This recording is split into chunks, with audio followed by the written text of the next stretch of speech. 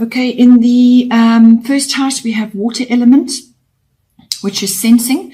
So this is everything to do with your personality, your outward appearance, how you are projecting yourself in the world, your physical body, and how you look to others, how you are perceived by others. So with the water element sensing in there, this is a sign of good flow, feeling quite positive. You may internally feel a little bit like you kind of have no boundaries, or you're feeling like you're slightly adrift. But the power to harness the power of this particular aspect is just go with the flow. Just move with how things are moving around you at this time. Feel your place in the greater scheme of things. Just move with the flow, and if you learn to go with it, you will actually feel quite happy in yourself, because it will sort of give you that security that you are just going with how the energies are moving around you at this time. So it's basically the path of least resistance. Don't try and swim upriver or make strong statements or put yourself out there too much. Just go with what needs to be done, and you will find your way. You will actually get to where you need to be. And if obstacles come up, if you feel that perhaps you're not coming across as you should, or you feel slightly out of step with others, just flow around them. Just flow around your difficulties or obstacles, because that's what water actually does. So just go with the current, move with the current. Then in the second house, you have Saturn, which is truth. So the second house deals with your money, your income, and your values, also your possessions, property, as in land and real estate, and also the environment. So with Saturn in here, you may be feeling very restricted at this time perhaps in your daily finances and how your income, and it may be making you sort of assess your values again, what it is you own, what you don't own, what you would like to own, and so on. Saturn can be seen as quite a hard taskmaster. It will require you to work hard towards your goals.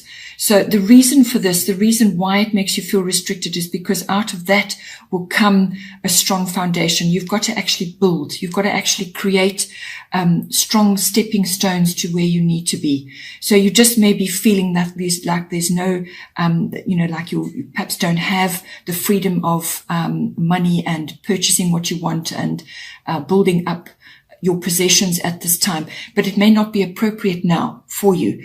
From what I can see, you are in some kind of transition as well. So you've got to learn to work with the energies of Saturn, which is basically to put your shoulder to the wheel, bide your time, work methodically through things, and get to the truth of your situation as well.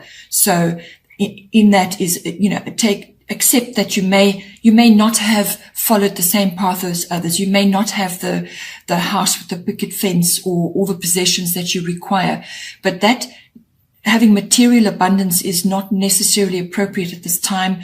And it might be something that you would like to aim for. So you can work towards that. But what you're being asked to do right now is to lay a good foundation, put your building blocks in place, have a good structure. And just put your shoulder to the wheel, because it will pass. It won't be quick. It won't happen overnight. You will have to spend a bit of time, but you need to bring stability into your income. Just be frugal with what you're doing. Be careful about what you're purchasing, and just keep going in the direction of your dreams. Then in the third house, you have Mercury retrograde, which is anything with the re in front of it. So reinvent, release, review. There's lots of different connotations to this. Mercury is the planet of communication, and it's in actually your house of communication. So this is communication of all kinds. It's verbal, written, body language. It also rules electronics and tech of all kinds. So in your communication house, when Mercury goes retrograde, it appears to be going backwards. It's sort of an illusion, actually. And what it forces you to do is it forces you to go back over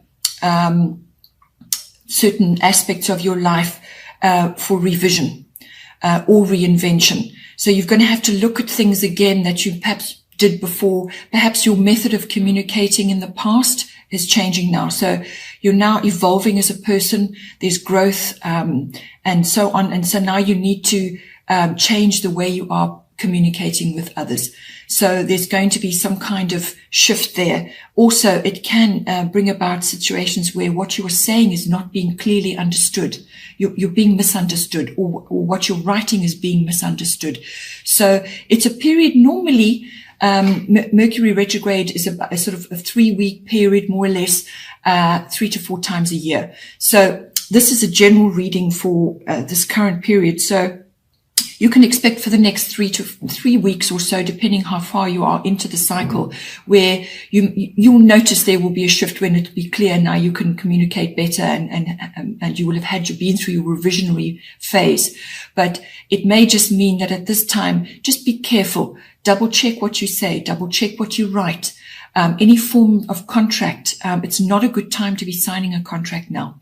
So if you've been offered a contract, or you want to purchase something and you're looking at the contract, it would be better to put it off until you feel the energy shift again, until you feel it's the right time to be moving forward. But if you absolutely have to sign something at this time, perhaps ask somebody else that you trust to give you their viewpoint, to go over the contract and to look at it with a fine-tooth comb, because really it's about detail, looking at it very, very carefully, because what could happen at this time is you may purchase something and then it doesn't work, or something goes wrong down the line and you'll have to return it. And it's the same with your communication. What you put out there may not work and it will come back to you, or something that you've been working on will have to be delayed. So just bear that in mind. And if it's to do with your relationships with your siblings, something you may say may be taken up badly, and you will have to think about it and try again later at another time. So if you've got nothing positive to say, or it's not going to help to blurt out the truth about something, just rather keep quiet and mull over what you're going to say. Just be careful with that. Sagittarians tend to just say what they think, and they don't think about the consequences. So it's foot in mouth syndrome. So just think about that going forward. And if it's to do with contracts, just rather avoid it at this time if possible. Otherwise, go over everything in great detail, because something can go wrong.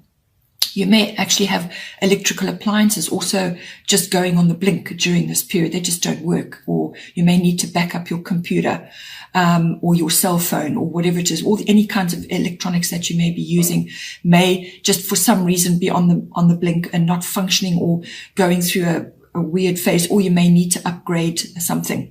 So bear that in mind. Also, you may have people coming back into your life from before, some other person that you've met, or it could be that you've been out of contact with a sibling for a long time. Now they're suddenly back in your life. It can bring things from the past back again for another look at it, for another go at it. And when you're forced to look at something again in great detail, or to go over something again, usually the right recipe or the right words will come out later, but you need to go through that period of revision. Then in your 4th house, you have Capricorn, I use. So I feel this is linked to your 2nd house, which is got Saturn in it currently, because Saturn rules Capricorn. This is your house of home. It's also your house of your ancestral roots, your foundation, your family roots, and your ethnic identity, and so on. So some of those areas may be coming up for you. If it's probably more than likely it's to do with home, you may just be feeling at this time like a bit as if you've made no progress, or you haven't achieved what you want to, and you haven't got the stable home that you require, or you haven't built up that steady base like other people. Try not to compare yourself with others, but what it indicates is that this is going to be a slow process. You're going to have to use your resourcefulness to build up a bit of a home, or to have a home area, or you may be going through changes in your home, and it's going to take a bit of time. It's going to take resourcefulness, and you're going to have to use all your best faculties, your best contacts. It's I use. So whatever is required in the situation, you're going to have to use that to work towards harmony in your home life, or to do with your reconciling yourself with your ethnic identity and so on. And if this is connected, I do feel it's connected in a way to your second house, which is all about your values and your money, your income. There may be delays there. Saturn does cause delays as well. So you may just feel that you're getting nowhere with that, or there's something that is slipping out of your fingers. You just can't seem to get it sorted out in your home life, or you just may be feeling that you're not settled. So it's going to take a bit of time, and you need to use your resourcefulness to actually harness everything that's going around. And you may just have to ask for help from others as well. But it's a building sign. It's social contacts. It's creating a foundation, it's stability, all of those things. So it may take time to achieve that, or you may be asked to bring that in. If you've been going through a rough patch where things have been very unsettled, you may be asked to bring that groundedness, that earthiness, and that determination into your home life. In your fifth house, you have Chiron, which is for healing. It's called wisdom through pain. That's the ethos around Chiron, and it's to do with internal and even external healing.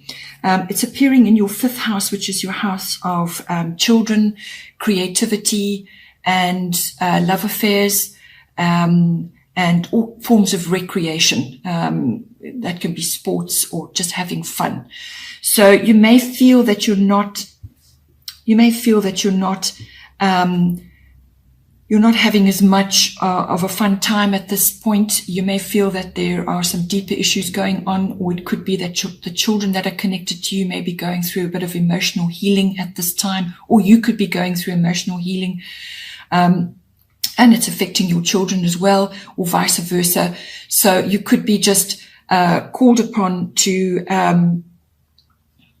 have a good look at the way you are approaching your children, or the way you are approaching your own self healing, and having fun, and just so possibly activities that you have done before, you're not going to get as much out of them now. So you may be wanting to go and do activities, forms of recreation and relaxation, which are going to bring you healing. So whether it's walks in nature, or just spending time in peace and quiet, or going for healing therapies, because Chiron is a lot about to do with medicines, natural therapies, natural healing. So you may just find you need to go and spend a bit of quiet time and rejuvenate yourself in any one of those fields. Perhaps go for enjoy a retreat, or some kind of place or therapy, which is going to give you a bit of emotional healing, or just make you feel good, whether it's externally or internally. There's a lot of that. Or it could be that your children may need that, some deep emotional healing. But whoever it is, whether it's yourself or you're going through a period of healing, and there's wisdom through pain. So there could also be issues to do with their schooling, that they're just growing through a difficult time now. Or you could be teaching others about wisdom through pain. So in other words, pain that you've experienced in your life, you may be passing that on to others as well, and possibly even your children. So there's ways of sharing your own personal experiences and so on. If it's a love affair, you may be drawn to somebody who is going to bring about emotional healing in you, or you could be going through it together. So the love affair that you're involved in, it may just be perceived as a little bit traumatic, or a little bit stressful or difficult, but through that, you will explore your own pain or their pain, and from that you will learn, and you will gain wisdom out of that. Then in the sixth house, you have North Node, which is life's purpose. Your sixth house is everything to do with your work, your service work, if you're in the service industry. And it's also about being of service. It's the mastery of your craft, your craftsmanship.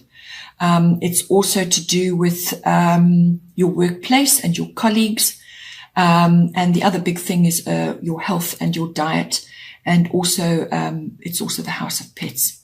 So with your North Node, life's purpose, it's actually a really nice thing to have in your sixth house. It's almost like your doors are opening for you. There could be a few changes and a few changes of direction, but doors are going to open for you. So there'll be opportunities. The North Node is all about moving forward into the future. So your South Node is to deal with things from the past, put things from the past to bed, any karmic inheritance from the past, dealing with difficult issues, moving past them and moving forward. And the North Node is about the receiving of those karmic happenings or benefits in some way. So you may be meeting people from your soul family, and you'll just feel an instant connection with them. There may be people that you're working with, or just in your workplace, colleagues or people that are passing through your workplace. But you may feel deeply connected to them. They're going to help you in some way, or they're going to put you in the correct direction, or they're going to be with you during the phases of your work, or they're going to assist you with your craft, whatever it is that you're mastering. You could also be taking on work projects which are deeply connected to your life purpose. You could be in some way dealing with people who are have had difficulties in their life, and your sharing of your wisdom through pain and so on is helping you to help them in a way, or to share experiences. And it could also be charity work, working for social reform and helping those that are less fortunate than yourself. So that could be a work project. It could be a change of direction in your work. But whatever it is going to bring good benefits to you, and it's going to seem like your life purpose. It's going to seem like the doors are swinging open, and that you're actually finally seeing the future and where you want to go. But it's a very beneficial thing to have in that house. And it could also be to do with finally seeing the light, or receiving a benefit to do with your health and your diet. Always be striving to be careful about what you put in your body. And you may just receive a benefit, or you may just receive some kind of gift when it comes to your health. If you've been grappling with something, somebody will come along to assist you, or you will receive a gift of healing or abundance, or some kind of benefit to lift you out of that and push you in the direction of where you need to go, or to find the answers. So this is it's a broad spectrum benefit, and it's almost like you're finally on the path, your path to healing, or path to in your work, in your craft, and whatever it is that you're dealing with. You may want to further your studies. You may be receiving some kind of benefit. And you could also be doing a variety of different jobs, but you may be also in the spotlight. You may be receiving recognition about what it is that you do. So it's a very beneficial thing to have in your sixth house. Very good thing. Then in your seventh house, the house of relationships, this is close personal relationships. It could also be a business partnership. So it's partnerships of all kinds. And you've got the sun, which is your spirit appearing in there. This is a wonderful thing to have in your seventh house. It's optimism. It's joy. It's abundance. It's having fun. It's laughter. It's putting your essence into your relationships. Bringing everything all your most positive characteristics are being enhanced in this house. So it's a wonderful thing for any form of relating. You're going to be bringing your energy, your enthusiasm, your brightness of spirit into your relationship. And or you could be meeting somebody who is like that. Who's going to lift you up and actually really show you a completely different aspect to perhaps what you have been before, going through before, or you together you are creating this beautiful uplifting environment. Could be a lot of fun. It could be enjoying abundance and enjoying getting out and about and having a good time, social interaction. So it's just a really good vibe all in all. So you're either bringing that into your relationship, or you're experiencing that, or you're meeting somebody who's bringing that in for you. It could be somebody who has this, who is particularly sunny.